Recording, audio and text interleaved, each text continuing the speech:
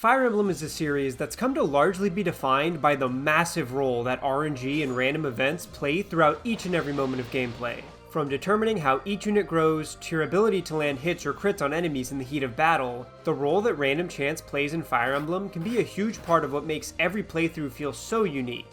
Some of the most memorable experiences you can have playing this series come from getting super lucky or unlucky when it really matters. Whether that be one of your units pulling off a hype dodge to narrowly avoid dying, getting a super sick level up, or even times where you just get supremely unlucky and die to something like a 1% hit or crit.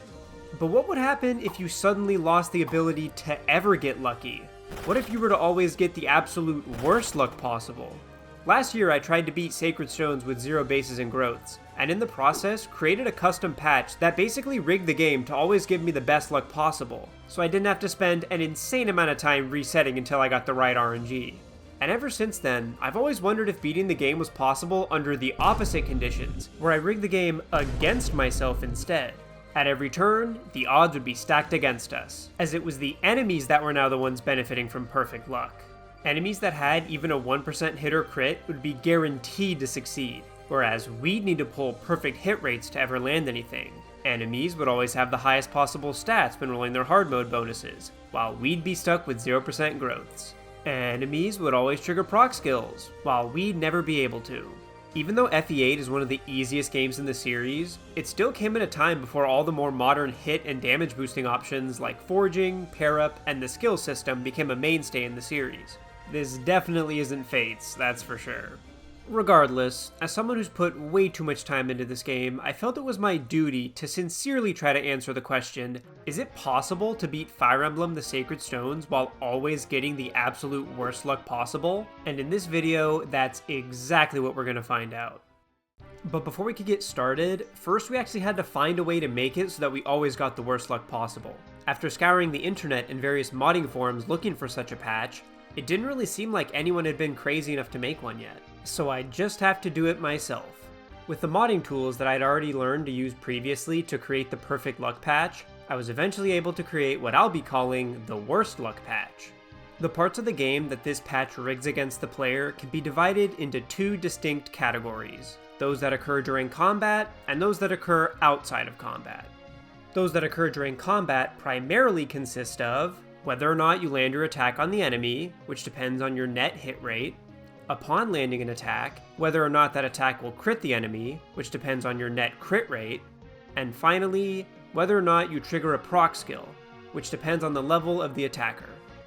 As such, I basically modified the game so that both the blue player units and green other units will always fail to hit, crit, or trigger a proc skill with anything less than a perfect 100% chance of doing so. Further, this logic is applied in reverse for the enemies, who will always hit, crit, or trigger proc skills if they have even a 1% chance of doing so. On the other hand, the luck-based elements of the game that occur outside of combat primarily consist of which stats will or will not increase after a level up, which is entirely dependent on each individual unit's growth rates, and finding items hidden in the desert, which depends on a unit's luck stat, unless they're a thief or rogue, in which case it's always 100%. To this end, I basically just made it so that blue units will never increase their stats upon level up, so pretty much 0% growths, except for Hmmm, who has over 100% growth rates in both HP and defense, which both get rounded down to 100 instead. For desert items, I just made it so that anyone other than thieves or rogues always fail.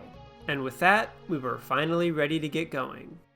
As we enter the prologue, we immediately get to see exactly what this run was going to be all about.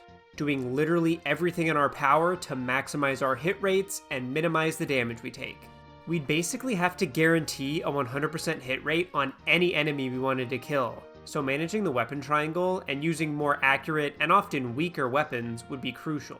Further, we were basically guaranteed to always get hit by incoming attacks, so finding units capable of surviving a large number of hits, while still being accurate enough to hit back, was of the utmost importance.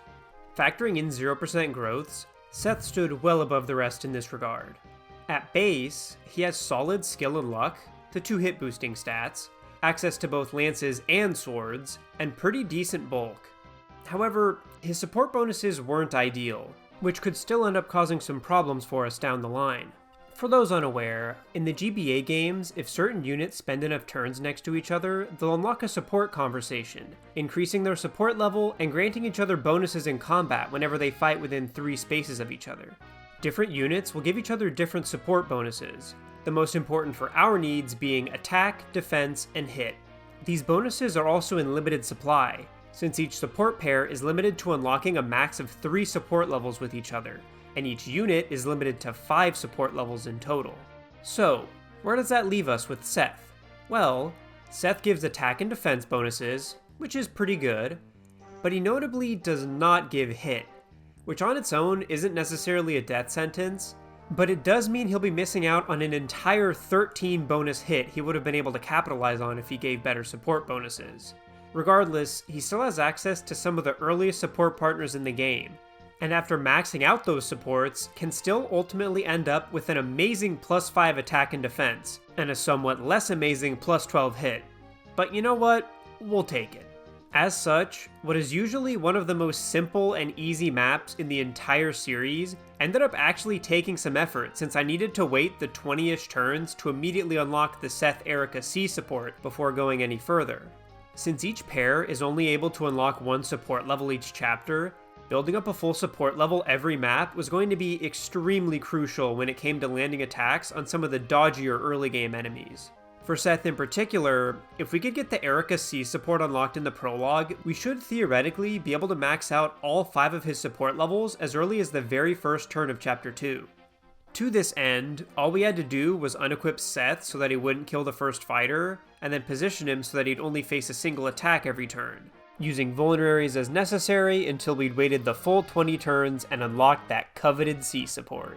With a juicy and totally not inconsequential plus 2 hit, and a far less important 15 hit that we got from having weapon triangle advantage, Seth had absolutely no trouble obliterating all 3 fighters. With the C support unlocked and Seth's other support partner, Franz, now on the team, we were ready to start grinding out the rest of his supports in Chapter 1. All we had to do was clear out all the enemies first, which, thanks to FE8's absurdly weak early game enemies, Seth would also have no trouble doing. Or that would be the case if the boss didn't have a little trick up his sleeve that threw a massive wrench in our plans. Now, much like his underlings, Baguette was also plagued by a comically bad stat spread. However, he happened to be occupying a gate tile on the chapter's seize point. This gate tile boosted our armored Frenchman's avoid by 30, netting him a grand total of 37 avoid, meaning that Seth, the God King of Combat himself, couldn't even hit him. That's right, this early into the game, one of Fire Emblem's most broken units had been rendered completely useless in the face of this towering armored fiend. This was a shocking turn of events that had caught me entirely by surprise. Normally, the defense and avoid bonuses that certain bosses get from the gates or thrones they stand on aren't too much of an issue.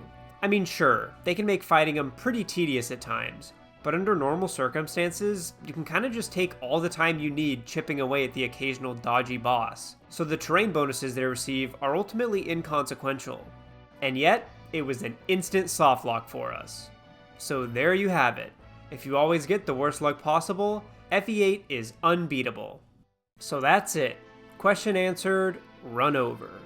Well, it should be, but such an abrupt and unceremonious ending just didn't sit right with me. I mean, I assumed I'd hit a wall somewhere down the line, but I never expected it to be this early. It was just such an unsatisfying anticlimactic way to end things. Now, as I saw it, at this point I had a choice to make.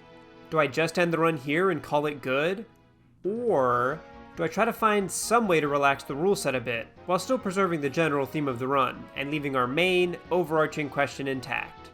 After some deliberation, I chose the latter.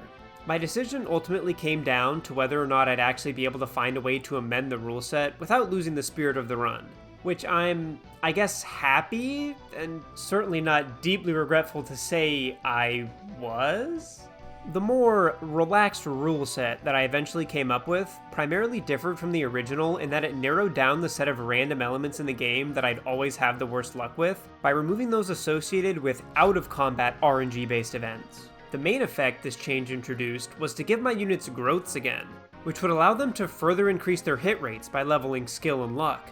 This also had the knock-on effect of giving units other than Seth a chance at being viable again, which I certainly didn't mind.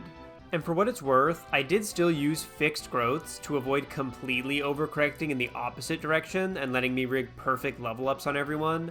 Anyways, after making the necessary modifications to my totally legitimate copy of FE8, I was more than excited to kick off run number 2. We once again start with the prologue, although this time around, the inclusion of growths completely changed how I approached the map. Knowing that Seth would need at least a couple skill and luck levels to beat Baguette, and fearing the prospect of running out of warm bodies upon which Seth could feed before doing so, I immediately started theorizing how we could squeeze out every last bit of experience we could get from each and every enemy, starting with the 3 fighters standing before us. The fact that Seth was promoted and would gain very little experience from killing these fleshy bags of experience immediately made me pretty worried about our ability to do so. But then I realized something. He didn't actually need to kill the enemies to still get a boatload of experience from each of them. In fact, there was a very simple way we could get upwards of 45 experience from any enemy, and that was simply to let them beat the ever-loving shit out of us.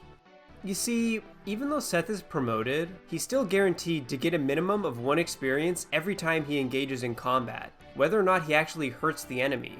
So by removing all his weapons and letting enemies wail on him until they broke their 45 use iron weapons, we could guarantee he'd get at least 45 experience for every single kill. Even with how cramped the prologue is, I was still able to find an opener that let me slip past the initial grunts and park Seth on a forest tile over by the boss, where he could only get attacked by a single fighter each turn. Now you'd think the boss would also attack Seth since he's sitting right next to him, but his AI doesn't actually activate until both the grunts die, so we could completely ignore him for now. With this setup, Seth was only taking 1 damage per turn, and that was before he got the extra 1 defense from his C support with Erica. After unlocking their C support, Seth was down to taking 0 damage, so he was easily able to absorb all 90 attacks from the 2 grunts as they tried in vain to put even a dent in his armor. Unlike his 2 underlings, the boss was still able to deal 1 damage each turn, so we were forced to use a few healing items to get past him. Regardless, we were still able to get him all the way down to 5 uses left before killing him, netting us a total of nearly 2 full levels by the end of the prologue, and we were still able to spare a single vulnerary for the next map. Far more experience on Seth than I ever thought I'd see by the end of the prologue, and yet, this was only a small taste of things to come. Setting up another weapon durability grinder for Seth in Chapter 1 took a bit more effort than the prologue, but we still got it done. The toughest part was finding a way to get the enemies to attack the ultra-powerful Seth over his far less gifted comrades, which I eventually figured out I could accomplish by just removing all his weapons. Simple as that. Despite doing far less damage to Seth than the nearby Franz or Gilliam, enemies would still choose to attack him over the others if he was uniquely incapable of counterattacking. And even in situations where Franz or Gilliam was guaranteed to miss their counterattack, effectively making them also appear incapable of counterattacking in the eyes of the AI, they'd still prefer to attack Seth if there were more of their buddies near him, because GBA AI. By placing Seth onto the northern fort, he'd be able to tank 4 attacks each turn while healing off any damage he may have taken, completely removing any need for healing items and greatly expediting the weapon breaking process. After breaking every grunt's weapon and feeding all the kills to either Seth or Erica, who I figured could be kinda useful in the future for her high accuracy, triple effective rapier hits, it was finally time to get our revenge on Baguette. But even after all that effort, it still wasn't enough.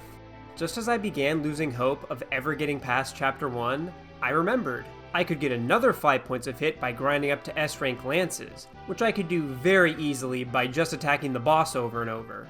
As I began swinging away at our old Frenchman, I then remembered something even bigger, and a bit more embarrassing to have forgotten in the first place. You don't lose weapon durability if your attack misses. Since Seth had sub-perfect hit rates on Baguette, this meant I could theoretically grind infinitely until he leveled skill and luck enough to hit. After a few dozen, or 100 turns of mindless button pressing, Seth finally had the stats to get the job done, and we could move on from this nightmare of a map. I did consider the possibility of just grinding Seth up to level 20 anyways, just for some level of assurance that he'd be able to hit future bosses down the line, but ultimately chose not to. I mean, we were only one chapter removed from another stationary boss that Seth could grind endlessly against, and the 2 to 3 extra points of non-hit related stats Seth had already gained were making me start to feel guilty about potentially making him even more disgustingly broken than he already was. Well, that and my hands were starting to hurt from all the repetitive key presses. The anxiousness I began feeling over the whole Seth with growths situation would only increase exponentially as we made our way through Chapter 2, where he effortlessly swept the entire map. While I had taken special care to ensure that Seth could max out his supports as soon as the map started, at this point he didn't even need them to easily melt through each and every brigand that dared stand in his way. As we made our way into Chapter 3, the guilt and shame I was increasingly feeling with such a disgusting combat demon under my command simply became too much. In my efforts to get just one of our units to a point where they could hit the Chapter 1 boss, I'd created a monster capable of trivializing the entire early game, throwing any sense of challenge out the window. Maybe I'd relaxed the rule set a bit too much. If I wanted the run to be both interesting and challenging, I'd have to find some compromise that would get us past such an early roadblock without making Seth incomprehensibly broken. What I would ultimately land on was a simple yet effective tweaking of the existing rules. While our previous modification of the rule set had put all growths back on the table, the only ones that actually contributed to upping our hit rates were skill and luck. So all I had to do was turn off growths on all the other stats, and voila!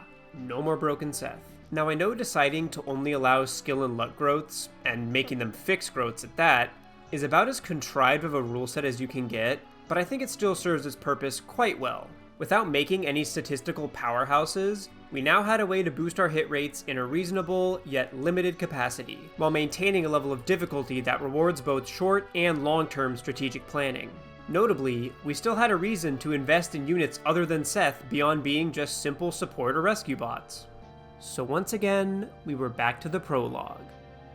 But third time's the charm though, am I right guys? Surely. Anyways, not much actually changed from our previous strat this time around, although I was able to confirm that Seth got his first blank level up, which is to be expected since on fixed growths, he doesn't level up skill or luck till his 2nd or 3rd level.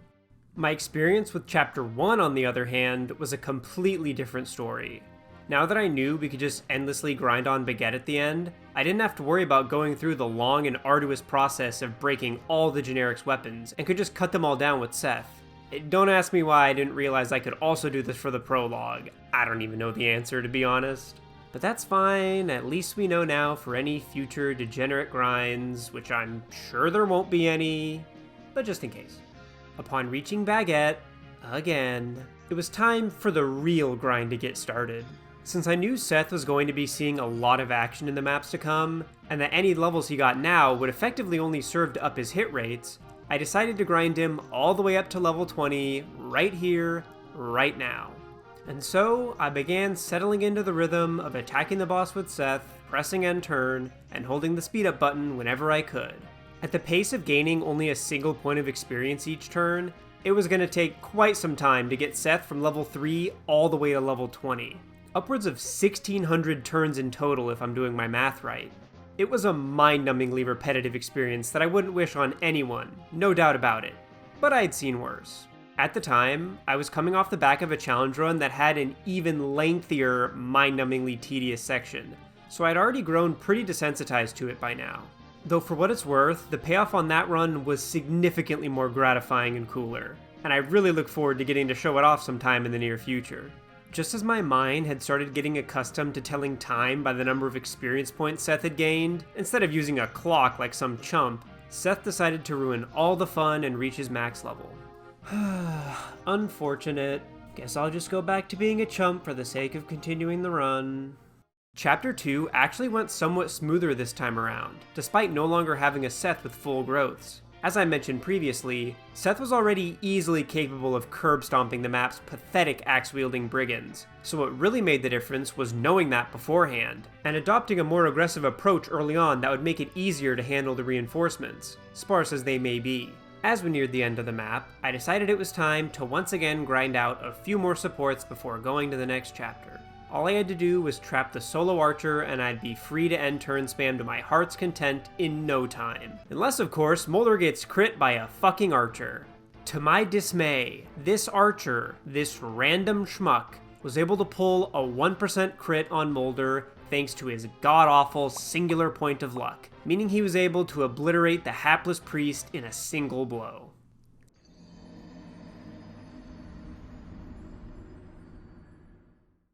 Never in my life have I had to take into serious consideration Molder's abysmal luck base, and never in my life have I felt so vindicated for my partiality towards Natasha. Yet another reminder of who the true best staffer in Sacred Stones is. I mean, seriously, Molder literally couldn't see combat with anyone that had more than 3 skill, which is a lot of enemies. Molder the Boulder, more like Molder the, Pebble? Stone? Gravel? Yeah, gravel. Molder the singular piece of gravel. Fuck 'em.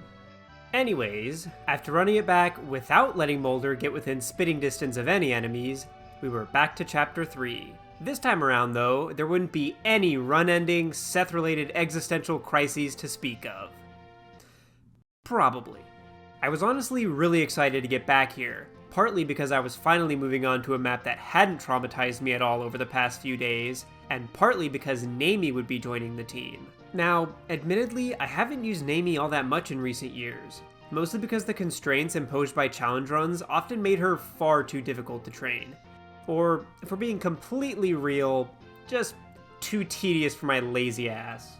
But that was about to change. Not only did she have pretty solid accuracy with bows and instant access to a bunch of hit boosting supports, but she would also have exclusive access to the Orion's Bolt we get in Chapter 6. In this context, she would have a lot to gain from an early promotion to Ranger, receiving a decent boost in her defensive bulk and, more importantly, a juicy +2 skill. Because if there was anything I'd learned about this run so far, it was that every single point of hit counts.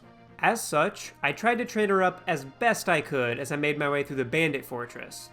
Pretty unsuccessfully, I might add. Instead, funneling most of the experience into Erica.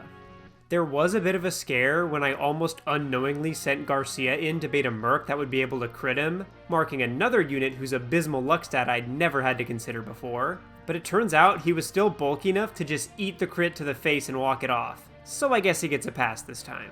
After that though, we were all in the clear to take on the boss, who I proceeded to feed to Erica. I was hoping to give the kill to Naomi, but the +30 avoid that Basba gained from standing on a throne made hitting him with someone that didn't have weapon triangle advantage all but impossible. Naomi was also teetering right on the edge of having 100 hit, so any appreciable amount of avoid on an enemy would make them unhittable. But any worries that I had about our ability to train Naomi were quickly expelled the moment we reached Chapter 4, where her training arc would kick into full gear. Having built up her support with Calm, the monsters who inhabited the map and had absolutely atrocious stat spreads and almost no avoid to speak of were easy target practice for our up-and-coming little archer. With my mind laser focused on our one and only goal for the map, I was able to get Naomi all the way from level 1, with only 1 experience, to level 6 by the end of the chapter. And that was despite still feeding some other units kills along the way and completely bungling my unit positioning on a number of occasions by leaving Seth in range of monsters he had absolutely no business killing. Also of note were the 2 new units that joined us, Archer and Loot, both of whom were able to pull really solid hit rates with their magic tomes. Archer did have some problems though. Although quite accurate, light tomes are the weakest branch of magic, meaning he'd often struggle to hit enemies as hard as some of the others in our army. Even worse though was his Molder tier base luck, which I am so glad I checked before sending him out to fight. At this point, I was beginning to realize just how devastating having a low luck stat was in this run, at least for the units I was commanding. There were already so many different factors that I had to keep track of on any given turn to make sure no one died and forced a reset, and adding another in the form of crit would only make it all the easier to slip up and get someone killed. So fielding units with low luck only meant there was one more way for me to fuck up and throw an attempt, and God knows I already have enough of those. So Archer just wasn't gonna cut it this run. Loot, on the other hand, seemed much more combat ready. With Fire, she has a slight edge over Archer damage-wise, but more importantly, she has an actual luck stat, But most importantly for our needs, she has 3 constitution, meaning she's the only unit in our roster that Namie can carry. Why would such a seemingly inconsequential fun fact even matter, you may ask? Well, that's because when Namie's carrying someone, she becomes too slow to double even the slowest of enemies, allowing us to squeeze just that extra little bit of experience out of each monster we fought. Wow, I really have embraced some truly degenerate levels of grinding in this run, haven't I? I'm sure the payoff will be well worth it in the end though, right? Right? With the revelation that our only staff and light magic users were rendered nigh unusable by their horrifyingly pitiful luck stats, I was beginning to feel like our team was missing some crucial components. Thankfully, however, Chapter 5 would soon solve all our problems with the arrival of Natasha, as always. Natasha's high base luck and access to staves already made her perfectly suited to fill the molder-shaped hole in our army, but that was just the beginning. In the upcoming map, if we managed to visit all the villages before the brigands destroyed any of them, we'd be awarded a guiding ring afterwards. A guiding ring that would allow Natasha to promote to bishop and start wielding light magic, meaning she'd also be able to fill the new ardor-shaped hole in our roster as well, all in one convenient and cute little package. Truly role compression at its very finest. But the game sure would make us work for it. Chapter 5 is where FE8 starts to really test the player's abilities and ramp up the difficulty, and as such, was the first map where I actually had to sit down and plan out my overall approach well in advance. As always, most of my planning was focused on trying to find a way to properly balance the initial onslaught of enemies that would attack us from the 2 opposing sides of the map over the first few turns. To have any chance of reaching all the villages in a timely manner, we'd have to simultaneously handle a substantial amount of enemies coming at us from both sides, and, tragically, we only had 1 copy of Seth with which to do so. In the end, my opening strategy didn't actually end up differing too much from the one that I'd already formed and refined over several years and numerous playthroughs. I started by sending Seth to the right side of the map, having him clear out the initial onslaught of enemies and soften up the turn 2 brigand reinforcements, with Erica and Franz tagging along for support. In the meantime, I had Vanessa grab the nearest village in the bottom right corner of the map, then sent pretty much everyone else to take on the enemies approaching from the left. There were a few sketchy moments here and there, but we were eventually able to pull through without too much trouble. Having recently decided to start training Franz so I could promote him with the Knight's Crest from Chapter 7, I made sure to feed him kills whenever possible. Notably, early on in the map, I was able to pull off a neat AI manip to feed him an extra brigand kill. By having him equip a 1-use slim sword, the nearby brigand that I'd weakened on the previous turn would see him as unarmed and attack him over other, more lucrative targets. Not the craziest or most consequential thing in the world, but I thought it was a pretty cool moment. So now you get to hear about it. Anyways, having dealt with the initial onslaught of enemies, it was time to figure out how I was going to recruit Joshua. Since he was still an enemy, he'd be benefiting from the worst luck patch, meaning anyone I tried to bait him out with would be all but guaranteed to eat a crit from his killing edge. Fortunately for us, Seth had more than enough bulk to easily eat a crit to the face, and before long, we'd added Natasha's boy toy. What the fuck is wrong with me? Why did I write that down? To our ranks. And with that, it was once again time to grind. If there's one thing that's been consistent about this run, apart from getting hit by every goddamn attack and 1% crit, it was the centrality of grinding to our success. Under such stringent conditions, we really needed every point of hit, attack, and defense we could get our hands on, and had a very limited number of avenues through which we could do so.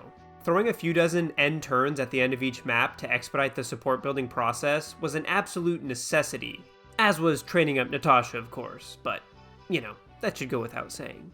But hey, at least we'd never again have to face another grind like Seth's slow and painful ascent all the way to level 20. Is what I would say if not for Chapter 5X. This brief intermission from the main campaign to help Ephraim capture Fort Renval would prove to be one of the most difficult maps yet, for a few reasons. First and foremost, we no longer had Seth. Nor did we have all the hard-earned supports and levels we'd come to rely on for reliable hit rates. And if that wasn't bad enough, we're also stuck with a bunch of shitty steel lances with atrocious hit, meaning Ephraim's Regin Leaf and a couple swords were the only weapons with reasonable hit rates, and even then, the swords would be rendered useless against anyone with a lance. I mean, literally, the very first enemy on the map can only be hit by Ephraim, and his buddy was completely untouchable since he happened to roll up on speed. As a result, I had no choice but to immediately grind out Ephraim's first support point with Kyle, literally just so we could kill the second enemy on the map, which immediately put a strain on our already limited supply of healing items. What followed was another arduous, grindy mess of a map that was so stupid I don't think it even warrants me describing it all. Okay, fine, I'll give you a quick rundown. At least that way there'll be some justification for me spending so many goddamn hours of my life suffering through this fucking mess of a map. I mean, who thought this was a good idea? Who, intelligent systems, who? Anyways, after spending the first dozen or so turns getting Ephraim the C support he needed to kill the literal second enemy on the map, I decided to get the grind done early and just get it over with, and proceeded to have Ephraim spam attack an archer that I subsequently trapped. Not long after starting, however, I realized that if I just went through as much of the map as I could before the boss, I might be able to feed Ephraim some kills along the way that'd let me cut back on the eventual degenerate grind. So I slowly began working my way through the map, tanking enemies with Orson and fighting them with Ephraim at every turn. No pun intended. Getting him all the way up to level 11 before reaching the boss. Over the course of a couple different recording sessions, I then grinded Ephraim the remainder of the way to level 19, where he just barely got enough hit to kill Zonta. Somewhere along the way, I also remembered the auto-fire button exists, which allowed me to automate all the A presses required to attack the boss each turn just by holding down a single button, saving quite a bit of effort and possibly even some future arthritis. Quite exciting, I know. Okay, but seriously, as someone that's done a bunch of speedrunning in my past, my hands are already so incredibly cooked that anything helps.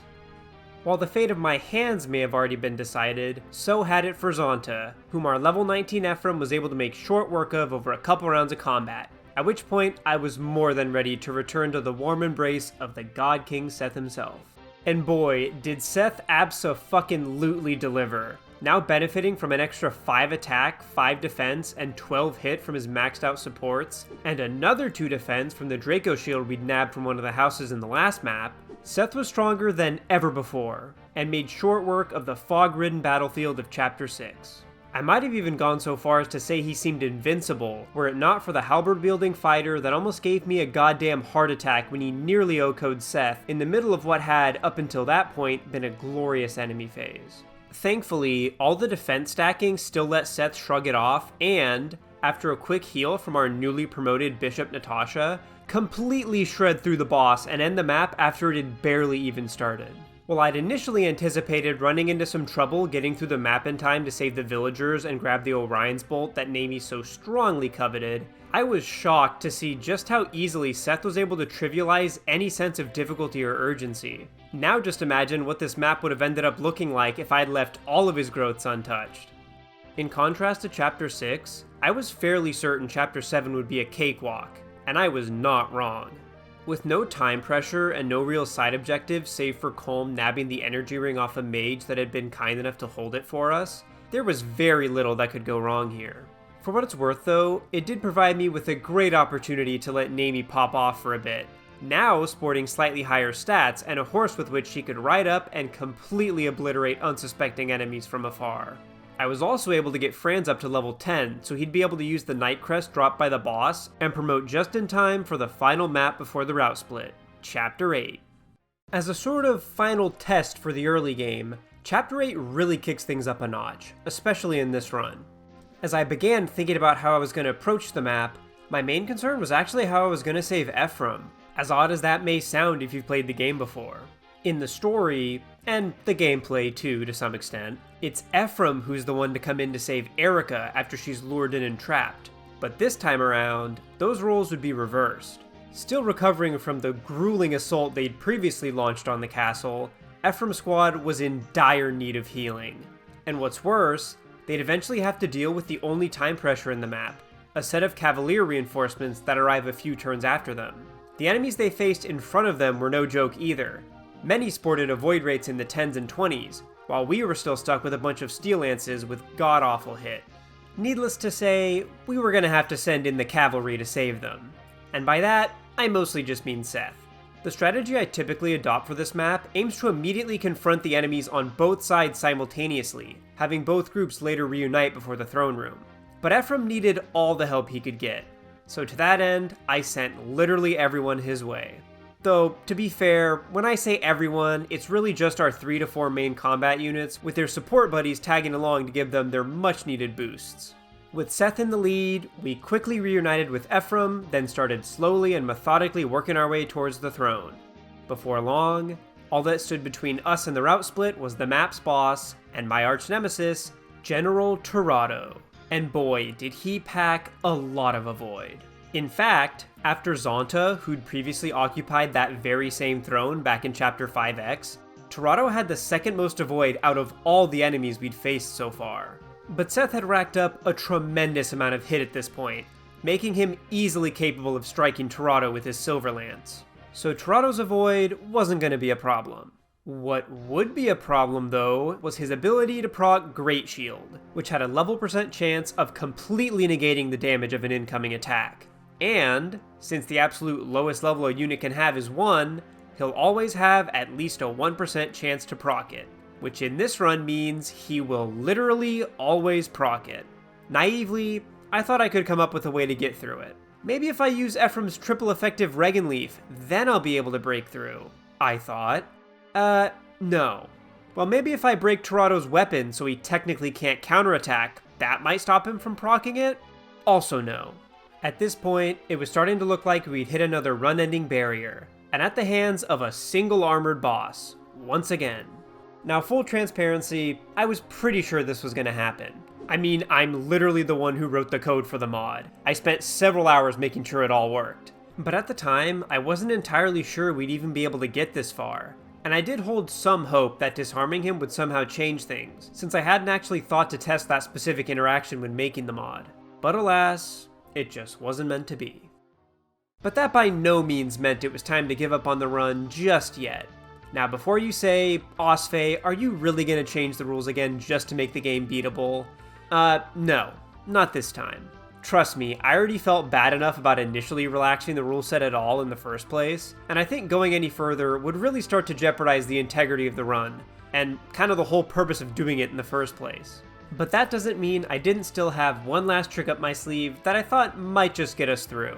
You see, back when I initially posted my Zero Bases and Growths run, a couple commenters had already mentioned the idea of doing a worst luck run, including the fact that Torado's Great Shield would be a soft lock. But what they also mentioned was the fact that one might be able to get past this by using the enemy control glitch in Chapter 6 to grab a fighter's Poison Axe, since enemies still get poisoned even if they prog Great Shield and don't take any damage. The only problem was, Seth didn't have access to axes, and there weren't any other axe users that could get nearly enough hit to get the job done.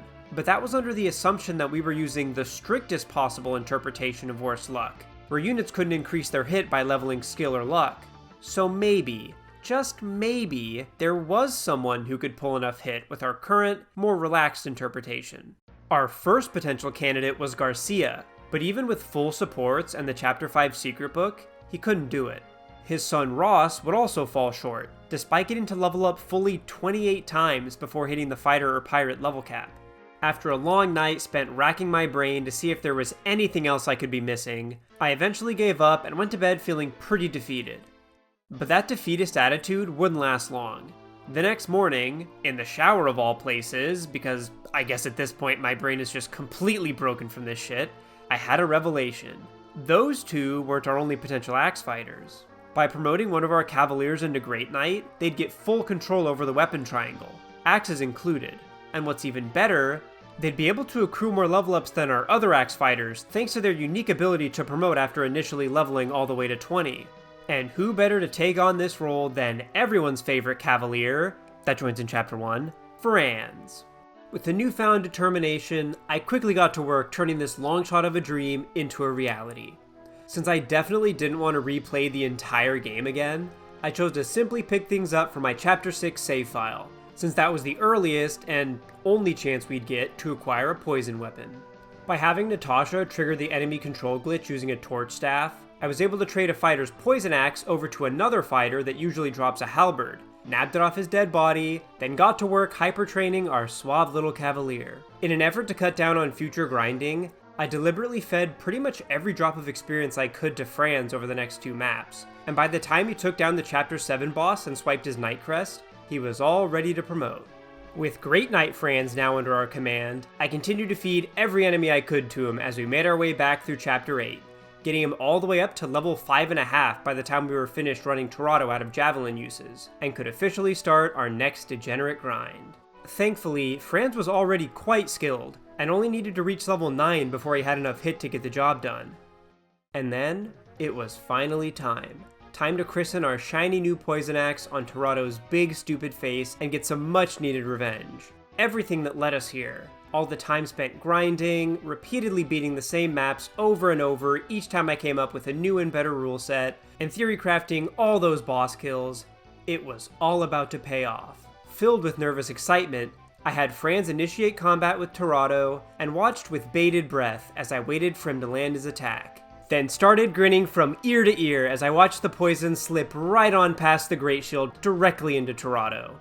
With a sigh of relief, I laid back and got ready to start the grind of slowly whittling away at Torado's health bar bit by bit, one poison proc at a time. And then on enemy phase, Torado was instantly cured of the poison. Just like that. Honestly, I don't even know what to say. I was at a complete loss for words. Honestly. Maybe I could see Torado being completely immune to the poison, or even being able to shake off whatever minuscule amount of damage the poison did each turn with throne healing. But never, and I mean never, did I ever expect him to just instantly cure himself. Why even code that into the fucking game for the 2 bosses that can do this? At this point, am I just personally being trolled by the devs? Was Torado publicly humiliating me in literally every other challenge run before this not enough? Had he somehow gained the ability to surpass the game's own logic solely in the name of further feeding his insatiable, sadistic desires? I seriously don't know what to do with this fucking information. I don't know how this happened. Unironically, I have no clue how I keep getting fucked over by Torado in literally every single challenge run I do with this game. It went from a casual, ha-ha, funny joke, to I seriously think this guy is trying to get me to off myself, and I don't know if he's ever gonna stop. I seriously can't get over what's just transpired. I'm trying to think of something productive or analytical or anything of substance to say, really, but I'm just completely flabbergasted by this turn of events, and all I can really do is just sit here and reiterate just how deeply in shock I am.